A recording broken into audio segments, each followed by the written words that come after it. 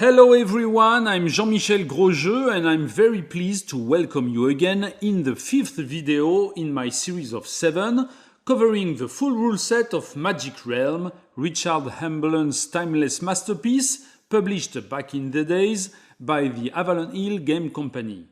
And because I know you, I'm sure you are not this kind of players who play Magic Realm without magic and without spells.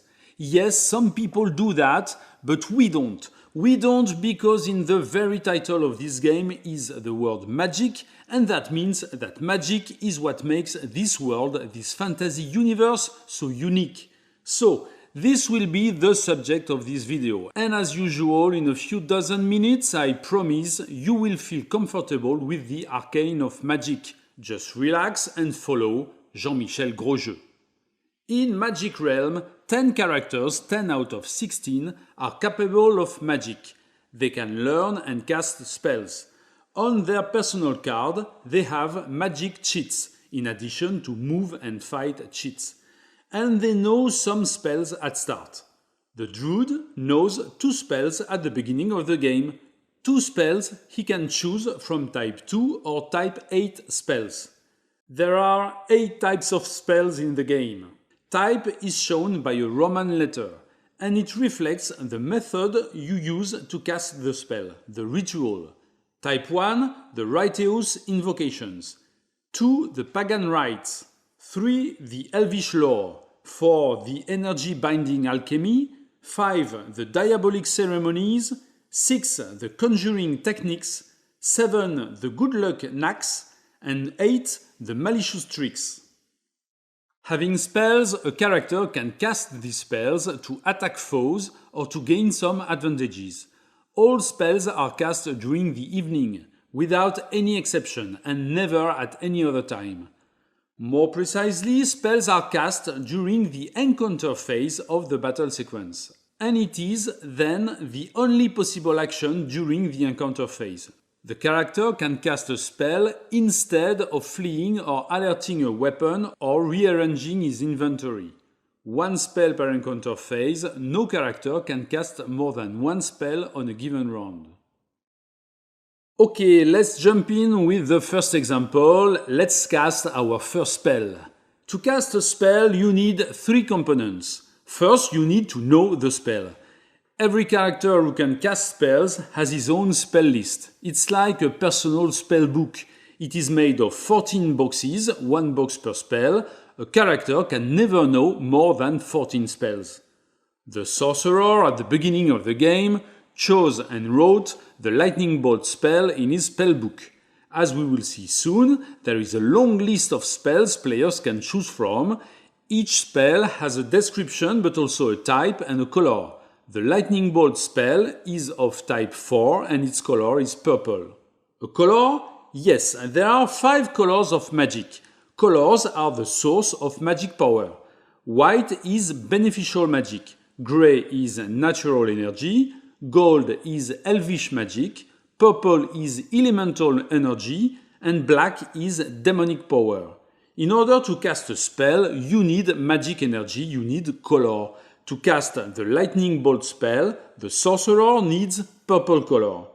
There are many available color sources. Let's suppose here that the sorcerer owns the dragon essence. It is a magical item with the name of a color in red letters, purple. That means that this item radiates purple color in its clearing. Always, it's a permanent effect. And so, as long as the sorcerer owns this item, he can freely cast purple spells. And finally, to cast a spell, you need to perform the right ritual. And to do that, you must play a magic cheat with the right ritual number. The lightning bolt is a type 4 spell. The sorcerer must play a type 4 magic cheat. And these are all the components you need to cast a spell. Let's read our spell's description. The lightning bolt works only in a mountain clearing, and it's a missile weapon of length 18 that inflicts medium damages with 3 sharpness stars. Perfect. On the map, the sorcerer wants to throw his lightning bolt against a tremendous snake. He is in a mountain clearing, so the spell prerequisite is met. He knows the spell, he has the required color, purple, and he can play a type 4 magic cheat. This is evening. Obviously, the snake is assigned to the unhidden sorcerer. No other character in the clearing. Then, this is the encounter phase. The sorcerer decides to cast his lightning bolt spell, but every spell implies a ritual, many gestures and incantations that take time. The spellcaster must have enough time, he must be quick enough to end the ritual before his opponent attacks him. In game terms, his magic cheat speed number must be lower than or equal to the move speed of any opponent that are attacking him, that is, any opponent on his own melee section. Beware, it doesn't have to be strictly lower as for fleeing or alerting. It can be equal, like here, where the sorcerer plays a speed 4 magic cheat in front of speed 4 opponent. Note that if he has several opponents, his ritual speed must be lower or equal than the speed of every single opponent on his melee section, not only the one he targets. Moreover, at this point, the sorcerer did cast the spell, but did not yet declare his target. He can still aim at the snake or the wolf. Okay, now the encounter phase is over. The sorcerer did cast his spell. Next phase is when characters pick up their targets, and that's now that the sorcerer must designate the target of his spell, and he does so by putting his magic cheat on it.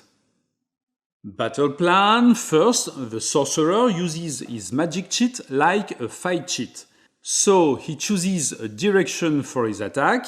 He cannot play any fight cheat. The attack spell replaces any standard weapon attack. He can also play a move cheat to maneuver and try to avoid his opponent's attacks.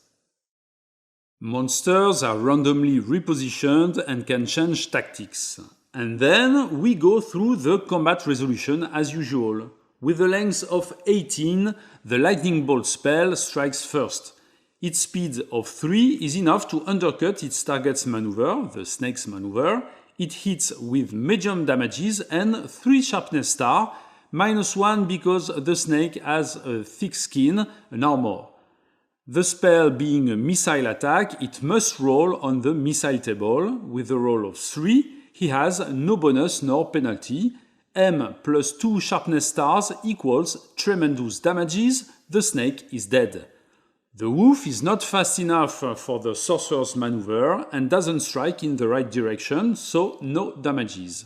And voila, you just cast your first spell. You just killed a tremendous snake with a lightning bolt. Isn't it wonderful and quite easy?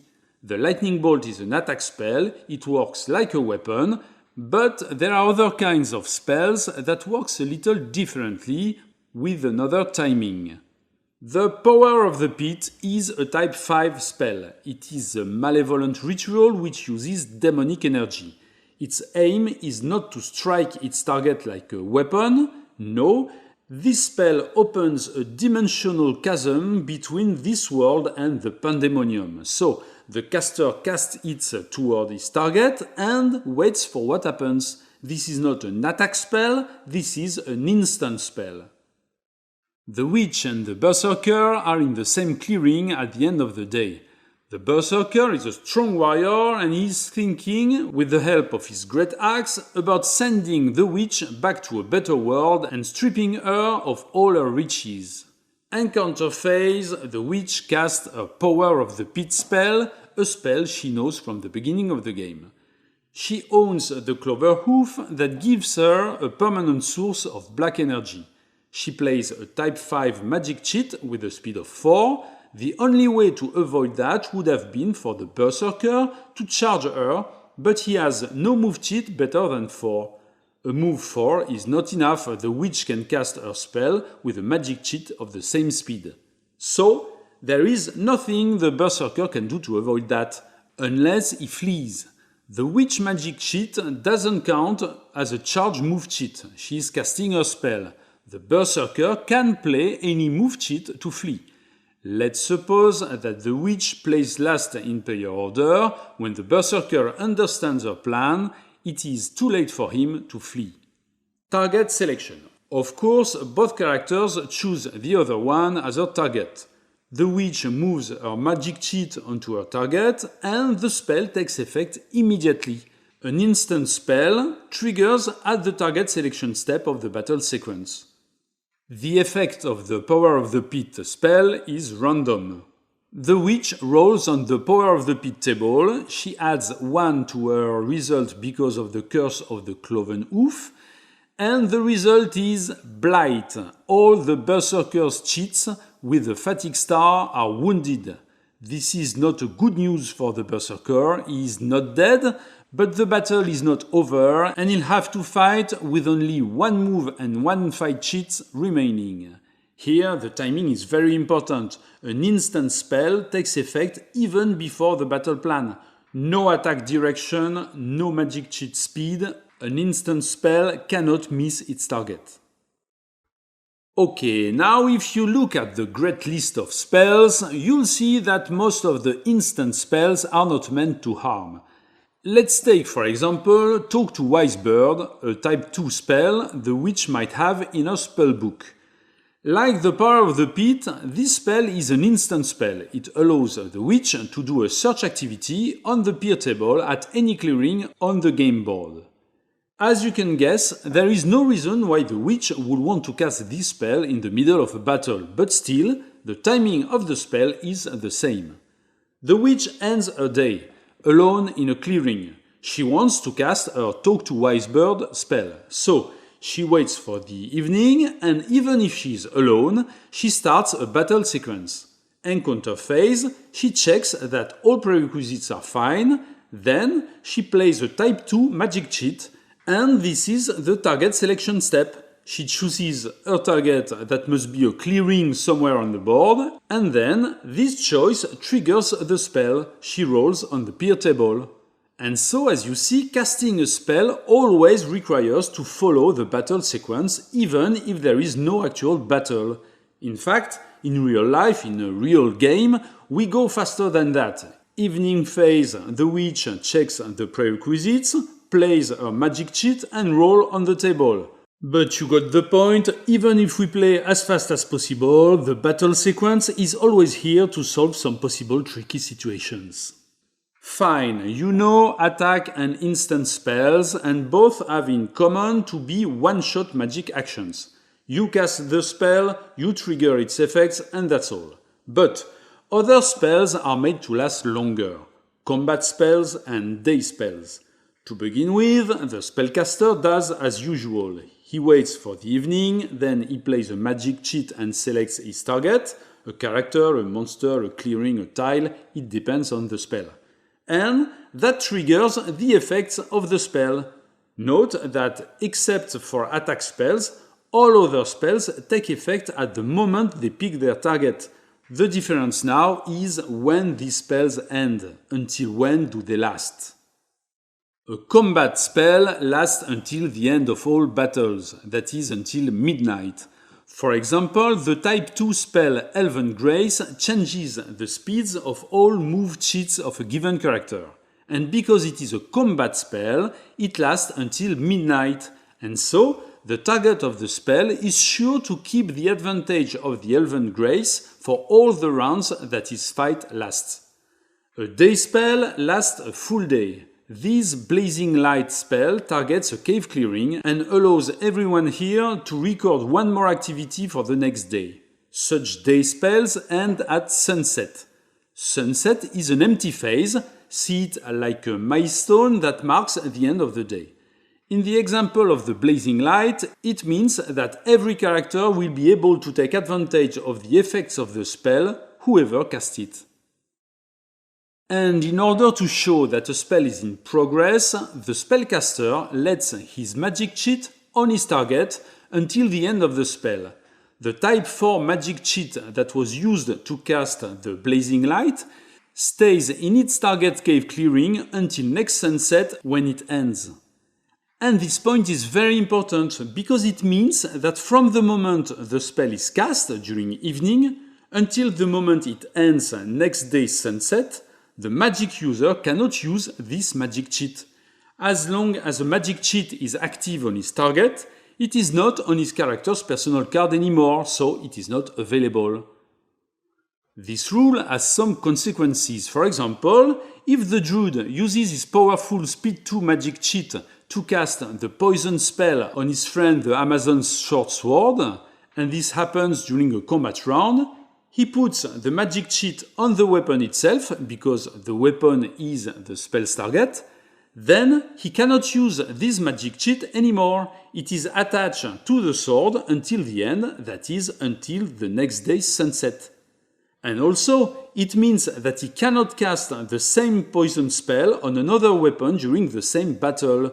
Even if he has another Type 8 magic cheat available, you can cast only one occurrence of each spell, and then you must wait for the spell to end before being able to cast it again.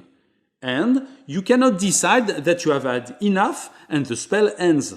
No, you have to wait for the natural end of the spell. A day spell ends at next sunset, and there is nothing you can do to make it end sooner. The druid will get his Type 8 magic cheat back only at next day's sunset. Okay, there are other kinds of spells. There are permanent spells that we will see at the end of this video, and there is phase spells and fly spells. These are special cases that I will explain in my next video. The goal of this fifth video is to learn the mechanisms behind magic. The next video, the sixth, will be dedicated to a full inventory of special cases, spells, but also monsters and treasures. Now, let's talk about color. Color is the energy of magic. You cannot do magic without color. Every spell has a color, and you need this color to cast this spell. And up to now, I cheated a little bit by providing colors with special treasures that produce permanent color in the clearing where they are. They are called enchanted treasures and are very specific because as soon as a character finds it, he must show it face up to all other players. And whether he takes this item in his inventory or lets it there in the clearing, it stays face up and radiates its color permanently. For example, if a character does the trade activity with a group of natives and just peek at their two small treasures to find the cloven hoof, even if he doesn't buy it, he lets this item there face up, and there is permanent black color in this clearing with no way to turn this treasure face down again. No way to turn the black color off. I add a sixth enchanted treasure to the list, which radiates black color. This one is very special, a treasure within treasure. More about that in the next video. Okay, but these enchanted treasures are rare. 6 treasures out of 74, and you'd better know other sources of color. There are 4 more sources. The first one is easy. There is always permanent white color on the chapel's clearing. So if you know the make all spell that can heal all your wounds, clear up all your fatigue and even repair all your armors, you just have to go to the chapel to get the white color you need. Okay, but that works only for white color. There is no such places for other colors. But on the last day of every week, all clearings on the board radiates one special color. White on day 7, gray on day 14, purple on day 21, and gold on day 28. If you play more than 1 month, the color on day 7 alternates between white and black. Okay, 1 day out of 28 for each color, we all feel that we need something more agile, more flexible, more convenient. And there is one, the 4th one. You can enchant a magic cheat to get your own portable color right in your pocket, ready to provide energy to your favorite spell. And this is the purpose of the enchant activity. Enchant is an activity. This is not like casting a spell. This is an activity you write in your plan at birdsong and you perform at daylight. The goal of the enchant activity is to turn one of your magic cheat into a color cheat. In fact, there is a link between magic cheat types and colors. A type 1 magic cheat can be turned into a white color cheat. type 2 into grey, type 3 gold, type 4 purple and type 5 black. Type 6, 7 and 8 magic chits cannot be turned into color. And here is how it works. In order to enchant one magic cheat, you must have registered one enchant E activity. But enchanting requires some kind of spiritual state of mind. So first, before writing any E activity, you must meditate, and this is the EM activity. So for example, if you want to enchant one magic cheat, you write in your plan for the day EM, then E. You need two activities for one magic cheat. But if you want to enchant two magic cheats, you can write EM, E, E.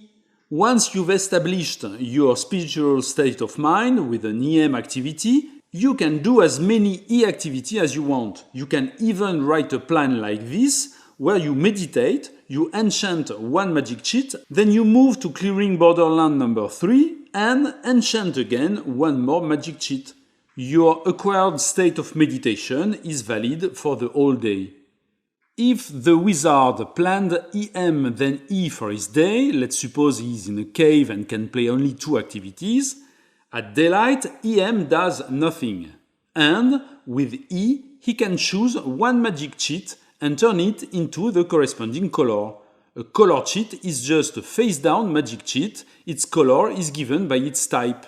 Here, type 2 is color gray. The wizard now owns a gray color cheat. He keeps it on his personal card. Note that once you wrote the enchant activity in your plan, you cannot cancel it at daylight. If you wrote E in your plan, you must enchant something at daylight. It's like a move activity. It's too late to change your mind at daylight. Okay, then with the gray color cheat, the wizard keeps in his pocket some kind of grey magic energy pool that he can use to power a spell he wants to cast. In the evening, if he wants to cast his fog spell, he plays a magic 2 cheat, but also his grey color cheat, and that's it. He can cast the fog spell using his color cheat to provide the needed grey color. Note that it cannot be the same cheat. Even if the grey cheat is on its other side a type 2 magic cheat, it is not a magic cheat anymore. The enchant activity turned it into a color cheat. The wizard didn't need to enchant his color cheat the same day he cast the spell. Once turned into a color cheat can stay like this on your character's personal pad in his inventory as long as you want, as long as you don't use it. A color cheat can be used in order to produce its color energy when casting a spell or at the beginning of any activity. You can also use it or spoil it if you prefer, just to get it back to its magic cheat side up. Using a color cheat, even for nothing, makes this cheat fatigued, and then the character must use the rest activity to get it back on his personal card. And perhaps it is time to take a closer look about fatigue when casting spells. We just saw that every time you use a color cheat, this cheat is fatigued. This is also true for magic cheat when casting spells. A magic cheat is always fatigued, but only when its effects end. As long as the spell effects last, its magical cheat stays on its target. It is only fatigued in the end when removed from its target. So for example, let's suppose the druid would like to go to the dreaded mountain pool, well known for its deep and black waters and for its tremendous octopus waiting for food in the treasure's location's clearing. It's birdsong. Here is the druid's plan for the day. Daylight, he starts with meditation. Druids like this kind of things. And it unlocks the enchant activity he does right after that to turn a type 2 magic cheat into a grey color cheat. And finally, with two move activities, he can enter the mountain clearing where the octopus is waiting for him. Okay, now it's the evening, it's time to fight, but the druid doesn't want to fight, he just wants to cast his spell, Guide, Spider or Octopus. A type 8 spell he knows from the beginning of the game. We will see in our next video how exactly these kind of spells work, but just know for now that it allows the druid to take control of the octopus mind. To cast this spell, he needs a type 8 magic cheat because this is a type 8 spell. And he needs a grey color he gets thanks to his grey color cheat. Let's go. As you remember, during the encounter phase, he plays his magic 8 cheat and he can play it because its speed is 2 and it is equal to the move speed of the octopus. It's very difficult to be quick enough to cast spells against such a fast monster, but the druid has very fast magic cheats and he can do it. Okay, so he can cast his spell. And because it's a day spell, it affects the octopus as soon as the druid picks it as his target. To show that, the druid puts his magic cheat on its target. Note that in the following battle plan, if the druid wants to play a move cheat, for example, he could only play a cheat with no fatigue star because he already used the 2 fatigue stars with his magic cheat for the encounter phase. While, as we will see right now, fatigue stars on the color cheat don't count. They were used far sooner during the enchant activity at daylight. Okay, now let's summarize. Because he used a color cheat to cast his spell, this color cheat is fatigued. But the magic cheat on the octopus is not fatigued yet because it stays on its target as long as it lasts. And it lasts 1 full day because it is a day spell. Next turn, the druid uses his control over the octopus, for example to take it away from this tile and to go back later to loot the pool peacefully. At sunset, the spell ends and the druid gets his magic cheat back, fatigued. Note that this is a 2-star cheat and that these 2 stars are fatigued at once. And with the color cheat, the druid will need 3 rest activities to get all his magic cheats back. Fine, it can look a little convoluted, but just keep in mind that all magic cheats used to cast a spell are always fatigued. Color cheats are fatigued as soon as they are used. Magic cheats are fatigued when the spell ends. Now there is a second possible use for the enchant activity. You can enchant the very tile you are standing on. Each tile in the game has 2 sides. A normal side, the side you see at setup, and an enchanted side with different paths and a color of magic in every clearing. Here you can see both sides of the cave tile. On its enchanted side, paths are not the same and all enchanted clearings are surrounded by purple color. Even hidden paths and secret passages are not the same on both sides. If you discovered and checked the secret passage between clearing 2 and 3, that doesn't give you the right to walk through the secret passage on the enchanted side between clearings 1 and 6. The elf would like to pass through the caves in search of some comfort at the inn. There is a dragon in its hoard that he doesn't want to disturb, and a secret passage he doesn't know. But he can bypass all these obstacles by enchanting the tile. So, he is in the middle of the caves, and to enchant the tile, he needs 2 things. He needs a color, any color, and he needs the associated type of magic. Each type of magic makes a couple with a color of magic. Type 1 with color white, 2 with grey, 3 with gold, 4 with purple, 5 with black. Types 6, 7 and 8 cannot be used to enchant a tile. The elf has type 3 magic cheats. So, first turn, he meditates and uses an enchant activity to turn a type 3 magic cheat into a gold color cheat. Turn 2, he must meditate again. You must meditate once for each turn during which you want to enchant. Then he enchants again, but this time he enchants the tile. With a type 3 magic cheat and a gold color cheat, that's okay, the pair is valid.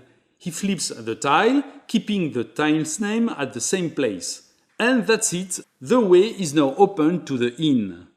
Note that the color cheat gold he used to enchant the tile has nothing to do with the color of the tile itself on its enchanted side, purple. The gold color cheat was just used to provide the color requested by the type 3 magic cheat.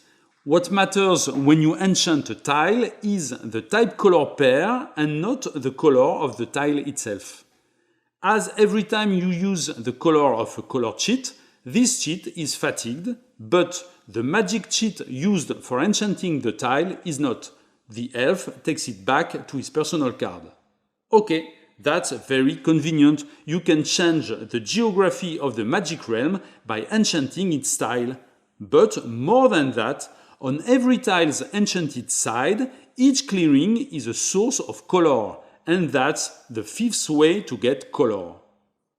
So, in our previous example, the elf could have done the same in the deep woods instead of the caves.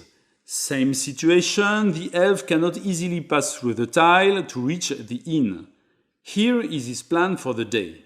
He gets 4 activities because he's not in the caves anymore, so he moves into the first clearing, then he meditates, and with his first enchant, he creates a gold cheat out of a type 3 magic cheat. And then, immediately with the second enchant activity, he can use a second type 3 magic cheat to enchant the tile in combination with the gold color cheat.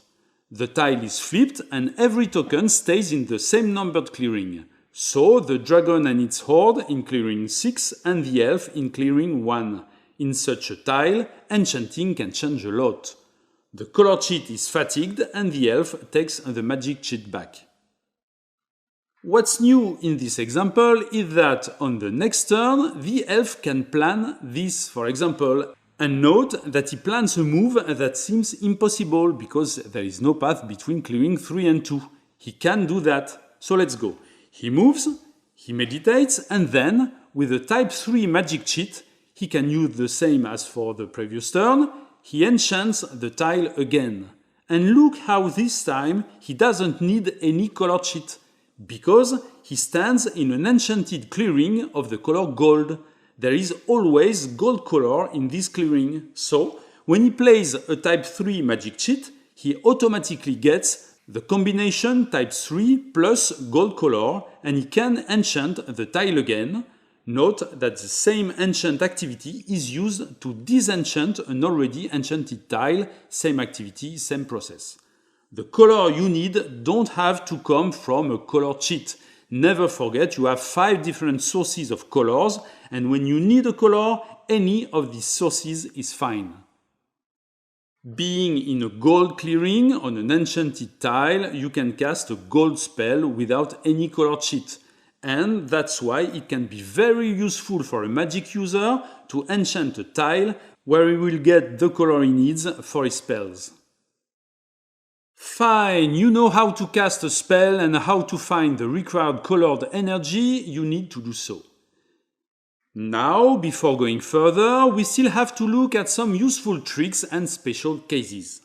First, we saw in a previous example how the druid took control of an octopus mind with the spell Guide Spider or Octopus. But he succeeded only because he had the Speed 2 magic cheat that allowed him to cast his spell in spite of the very fast moves of the octopus. But what if, for example, his precious magic cheat is wounded from a previous fight?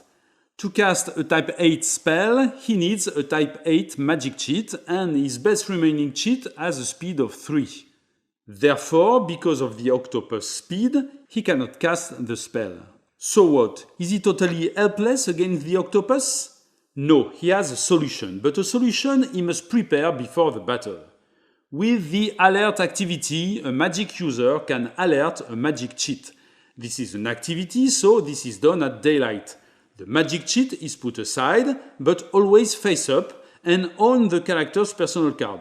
An alerted magic cheat gets a speed of 0. Then you are sure that in the following evening, no monster, no denizen, no character will be able to prevent you from casting your spell. This is very powerful. You can alert more than one magic cheat with more than one alert activity. One cheat per activity. And that's it. At midnight, if you didn't use your alerted magic cheat, it is fatigued anyway and not alerted anymore. Okay, now let's talk about the hidden status and what it becomes when casting a spell. Do you stay hidden when you cast a spell? Remember, in combat you lose your hidden status mainly if you lure a monster or if you declare someone as your target, or if you charge another character. When you cast a spell while hidden, you lose your hidden status only when your spell takes effect, that is, at the target selection step.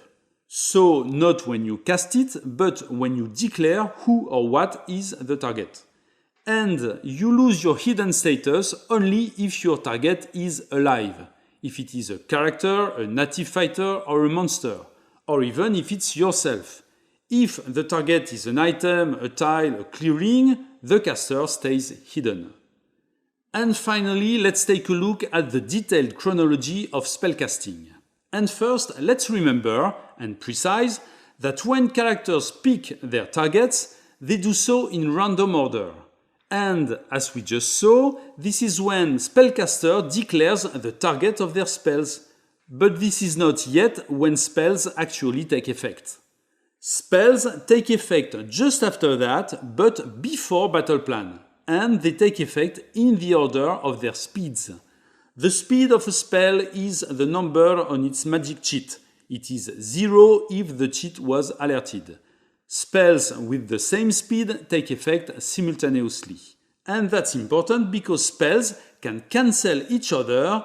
Let's take an example.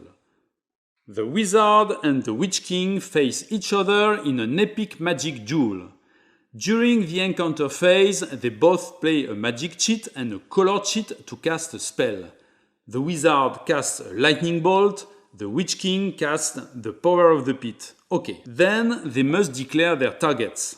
The witch king declares first, the order is random, then the wizard. Of course, they both aim at each other. And the spells finally come to effect. And here is the deal.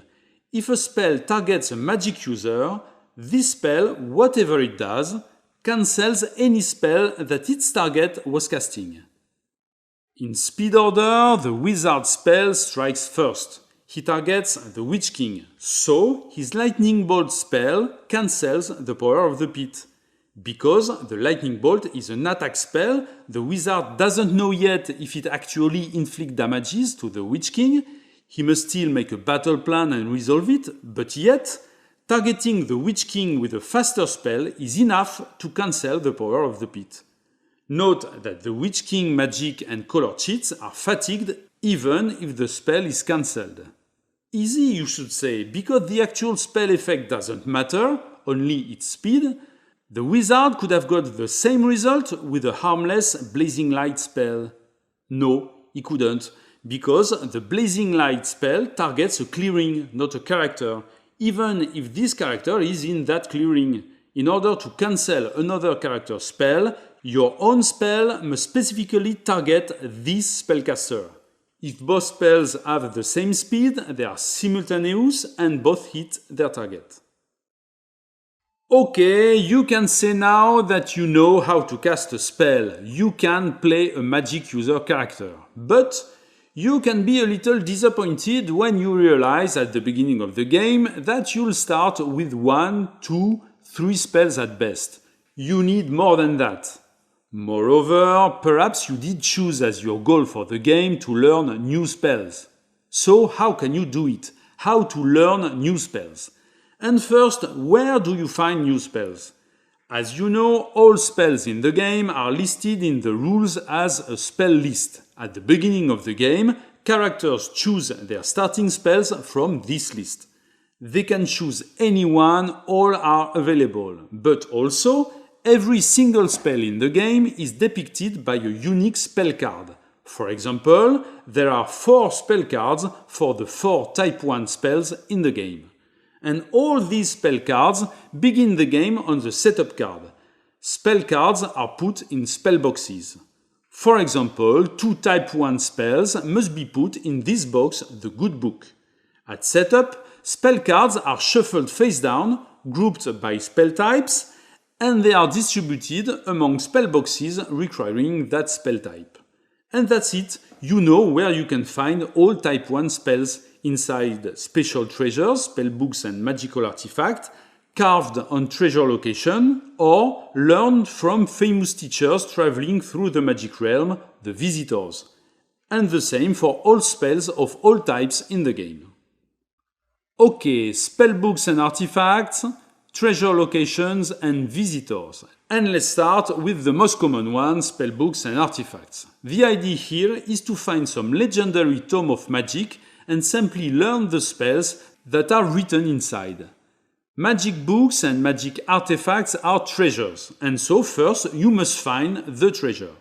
You know how to do that from my video number 1. You move to a tile, you flip the chits at the end of your turn. If there is a treasure location, you go to it and search on the locate table to discover it. Once discovered, you can loot it and get a treasure. Fine, the sorcerer got a treasure. There are other ways, you know them. He could have buy it instead from a group of natives, but anyway, he looks at his new property and it is an artifact. An artifact is a treasure item with a number of spells in brackets and a red Roman numeral that gives the type of spells this item holds. The hidden ring holds one type 6 spell, and this is the spell card in the hidden ring box on the setup card. The treasure card and the spell card are two separate things. The character can own the treasure without knowing the spell embedded inside. Here, the sorcerer is lucky because the spell inside the hidden ring is a type 6 spell and the sorcerer can learn type 4 and type 6 spells. Every character capable of magic can only learn spells he can cast, so spells that correspond to magic cheat he has. The sorcerer has only type 4 and type 6 magic cheats. Okay, the sorcerer has an artifact and there is inside a spell he can learn. Learning a spell is a search activity. The sorcerer plans a search activity with the S letter and at daylight he declares he rolls on the reading runes table. As always, you roll 2 dice and keep the highest. If the result is 1, 2 or 3, that's it, you learn the spell. You can look at the spell card and copy it in your spell list on your personal pad. It is now one of the 14 spells you can know, and from now you can cast it as if you knew it from the beginning of the game. This is secret. As long as you don't cast this spell, other players don't know what it is. And what does mean the word awaken? As soon as you get the awaken result, you put the spell card under the treasure items card, the item that contains the spell. The spell is not in its box on the setup card anymore. And that means that from now on, a character can use the item itself to cast the spell. Let me rephrase it to be sure you understand. The sorcerer found a ring. It's a magical ring. There is a spell embedded inside.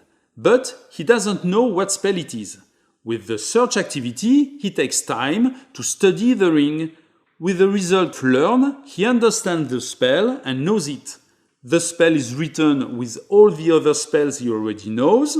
He can cast it, and this even if he loses or sells the ring. He knows the spell and doesn't need the ring to cast it.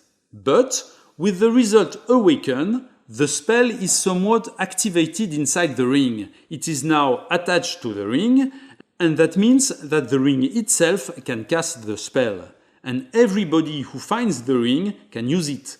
If the sorcerer gives or sells the ring to another character, this character will be able to cast the spell even if he is not able to cast type 6 spells, even if he is not a spellcaster. Here is how it works. When a spell is awakened, its treasure item can be used as a magic cheat to cast it. A magic cheat whose type is the Roman numeral on the treasures card and whose speed is 0. So here in a battle, the owner of the hidden ring can use it to cast the Unleash Power spell. And because this is a day spell, the ring item, like a magic cheat, stays on its target, useless until next day's sunset. An item used as a magic cheat does not fatigue. Of course, this is not truly a magic cheat, so for example, it cannot be enchanted into a color cheat nor used to enchant a tile. This is a magic cheat only to cast its spell. If a character gets the result Awaken without Learn on a dice roll of 4, the spell is awakened, so it is attached to the item, but the character does not write it in its own spellbook. So he can cast the spell using the item as a magic cheat, but he cannot cast it with his own magic cheats like a standard spell. And especially, he loses the use of the spell if he loses or sells the item. Note that any character can search on the Reading Runes table in the hope of awakening the spell and becoming able to cast it, even if this character is not able to cast spell by himself if he has no magic cheats. Note that only learned spells count toward victory condition. That is, spells actually written in the character's 14 spells list. And if a player finds a spell card that matches a spell he already knows, that can happen of course because all spells have their matching card, this character can still learn this spell only to gain one spell toward his victory conditions. The last possible result on the Reading Runes table is simple. You roll 2 dice on the curse table, keeping the highest, and you get a curse. For example, with a roll of 5, all your gold loses its value, as long as the curse lasts. Some spells can dispel a curse, and all curses ends when the character ends his day in the chapel. So curses are not so bad. They will happen if you look for spells on the Reading Runes table. When you do Reading Runes search on an item you are carrying, you'd better first move close to the chapel. Some treasure items contain more than one spell, especially books and scrolls. This Scroll of Nature contains 4 spells. As shown on the setup card, 2 spells are type 2 and 2 spells type 3. At the beginning of the game, during setup, high number spells are put on top of each stack. So here, the type 3 spells are on top. And when a player does a search action on this item, using the Reading Runes table, if he gets an Awaken or Learn result, he picks the top spell card, which is then attached to the item, the Scroll of Nature. The next Learn or Awaken result on the same item will get the second type 3 spell, then type 2. And that means that low-numbered spells are more difficult to learn. Now pay attention because there's a tricky point in this example. As we just saw, you can use the item as a speed 0 magic cheat to cast Awaken spells that are attached to it. But the type of this magic cheat is the type written on the item, in red Roman numeral. So here, the Scroll of Natures can be played as a type 2 magic cheat. And so it cannot be used to cast the See Hidden Things spell, which is type 3. Items can hold spells they are unable to cast by themselves.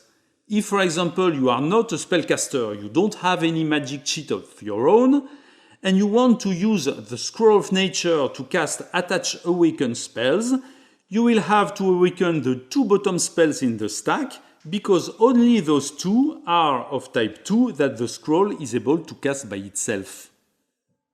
Okay, that's 4 spells you find inside a treasure item. But there are 2 other ways to find and learn new spells. First, you can find spells engraved in stone at a treasure location. 2 spells on the altar, 2 on the shrine, and 3 on the statue. In these cases, you just have to discover the treasure location with a search on the locate table, and then you can start to plan search activities on the reading table directly on the treasure location. On a learn result, you learn the spell exactly as from a spellbook or artifact.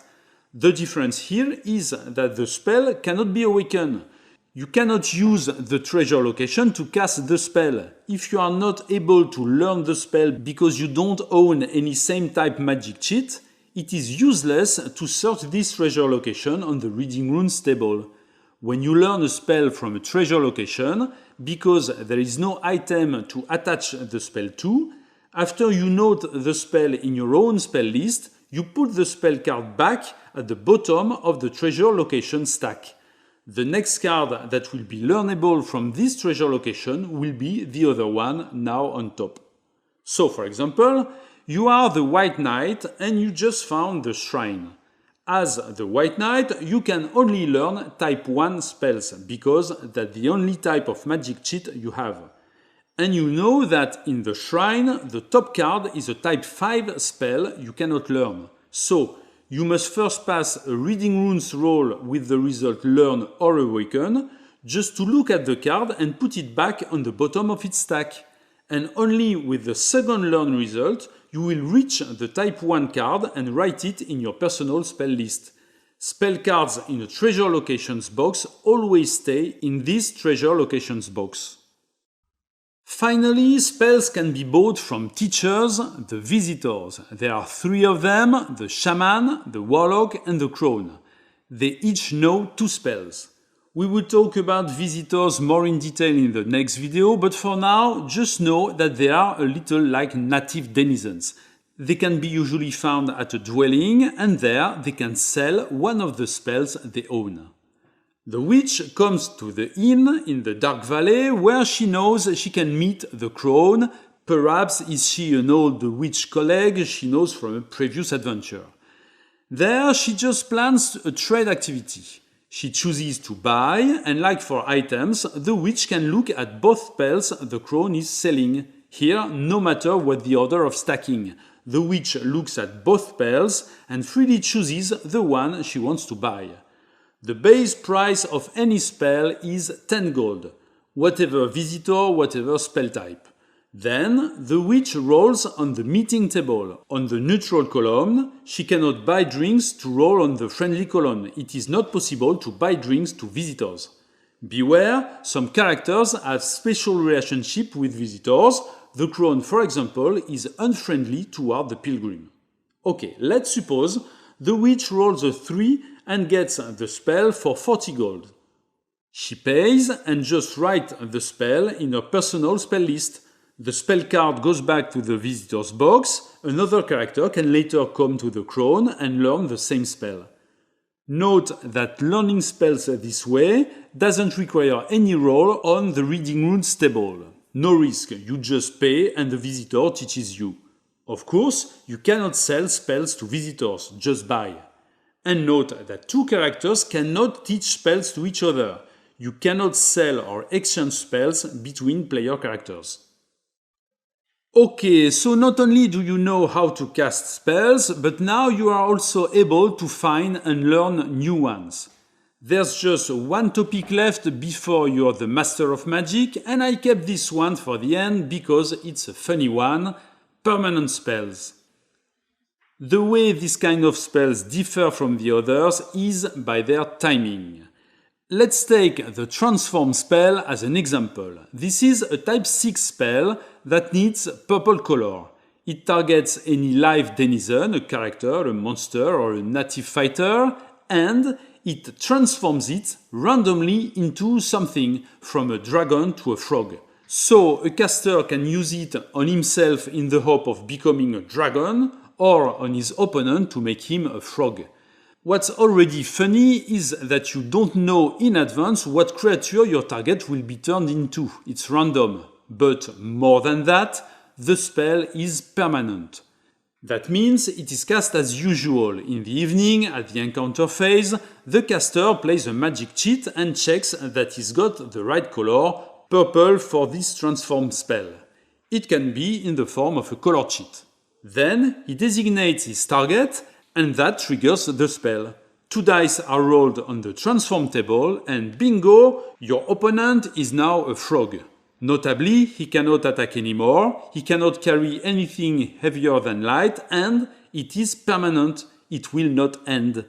What? How is that possible? If I cast this spell on an opponent character, does it mean he will be a frog until the end of the game? Yes and no. Not exactly. The spell will work on him, will affect him until the end of the game. Your magic cheat that you put on him, your target, will stay on him until the end of the game. Remember, you get your magic cheat back when the spell is over. So because a permanent spell is never over, you never get your magic cheat back. And it also means that because you can cast only one occurrence of each spell, once your transform spell affects a target, you cannot cast it anymore even if you have an available magic cheat and some color. So from your point of view, your permanent spell is permanent. But from the target's point of view, it's not exactly the same. A permanent spell is only active when in contact with its color. At the moment you cast the spell, it is activated. So as soon as the caster picks its target during battle, he transforms it into a frog. And it stays as a frog for the whole battle. But every day at midnight, all permanent spells become inert. Inert means that the spell is still here, its magic cheat still on its target's token or personal card, but its effects are not visible anymore. The target is not a frog anymore. It has returned to its original shape with all its previous abilities. But every time the target meets the color purple, the spell becomes active again. Its target becomes a frog again, and this until midnight. In the depth of the cavern, the Witch King found the vault and the tremendous troll that guards its entrance. Before going here, the Witch King prepared his expedition by enchanting magic chits into color chits, a type 4 into purple color and a type 5 into black color. This is the evening, there's a battle in the clearing. The Witch King knows the transform spell. This spell is written on his personal pad in his spell list. At the encounter phase, he plays a type 6 magic cheat with a speed of 4, which is enough against the troll and its move speed of 4. And then he gets the purple color he needs by playing his color cheat. Okay, he casts the spell, then he picks his target, the troll, he puts his magic cheat on it, his color cheat is fatigued, and a dice roll is made on the transform table to know the effects on the troll. The result is 5, it is turned into a squirrel. It cannot attack anymore, the Witch King has no weapon and cannot attack either, so this is the end of the combat. But at midnight, the transform spell becomes inert and the monster becomes a troll back again. But he keeps the Witch King's magic cheat because it is always the target of the transform spell and it will last forever. Next turn, being in the cave, the Witch King can plan 3 activities. Thanks to a special power, being the Witch King, he can plan 1 extra enchant activity. Note that in the old 1st edition rules, the enchant activity was called the spell activity. He plans to hide, then to meditate and to enchant. He needs to hide, otherwise the troll blocks him as soon as he meditates. Then, during his daylight, with the enchant activity, he plays a type 5 magic cheat with the black color cheat to enchant the tile. And all the clearings on this tile become purple. The transform spell immediately activates and the troll immediately becomes a squirrel. No need to roll again on the transform table. At midnight, he won't go back to its troll form because the purple color is now permanent and the Witch King will be able to loot the vault without harm. In other words, if at midnight the spell is still in contact with its color, it doesn't become inert. A player can play a color cheat at the encounter phase during a battle to activate an inert spell of this color. On another tile without the purple color, the Witch King could play a purple color cheat to activate his spell and transform the troll back to a squirrel, but this time it would last only until midnight. A permanent spell never ends, but it can end if its caster dies. The dwarf is bearing the load of the Witch King's transform spell. Every time he meets the color purple, he turns into a squirrel. And that is shown by the Witch King's magic cheat on the dwarf's token. But if the Witch King dies, whenever and wherever he dies, all his cheats disappear with him and the transform spell ends. The opposite is also true. If the dwarf dies without its target, the spell ends and the Witch King gets his magic cheat back. And he also recovers the ability to cast a new occurrence of the transform spell. And finally, a last case that is so delicious. Imagine, as the captain, you find the hidden ring. And because this artifact contains one spell, you study it with the Reading Runes table and awaken the transform spell. The captain cannot learn the spell because he has no magic cheat, but the spell is awakened and attached to the ring. And let's say he is attacked by the Black Knight. The Black Knight is sure to win the fight, but he forgot that today is the 21st day of the month. And every 21st day, remember, all clearings on the board are purple. So the captain can use the ring as a type 6 speed 0 magic cheat. He gets the color from the clearing, and so he can cast the transform spell with the ring.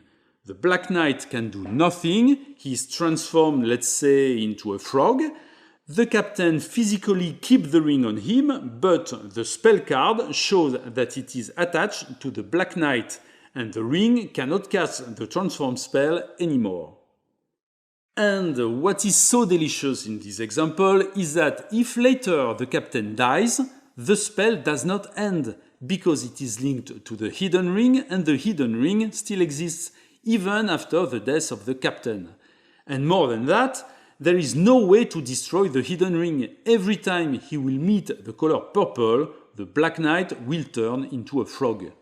In fact, nothing is lost forever, and there are still solutions. Some spells can cancel other spells. For that reason, it is often said that characters who intend to use permanent spells should also learn some spells that can cancel them, just to be able to get their magic cheat back. And voila, you know how magic works in the magic realm. In fact, if you already watched all my videos until this one, you know the whole core of the rules, and you can actually play the game. Congratulations, you can play one of the most difficult games on the market. But wait, there are still 2 videos to come, so what? It's not over? No, it's not over till it's over. In the next video, we will study together a myriad of tiny details that makes this world so rich. Horses, tremendous monsters, visitors and campaigns, lost cities and castles, treasures within treasures, and much more. This is also in this video that we'll take the time to see every single spell in the game. After that, the 7th and last video will be dedicated to game setup and some last advice before entering the magic realm.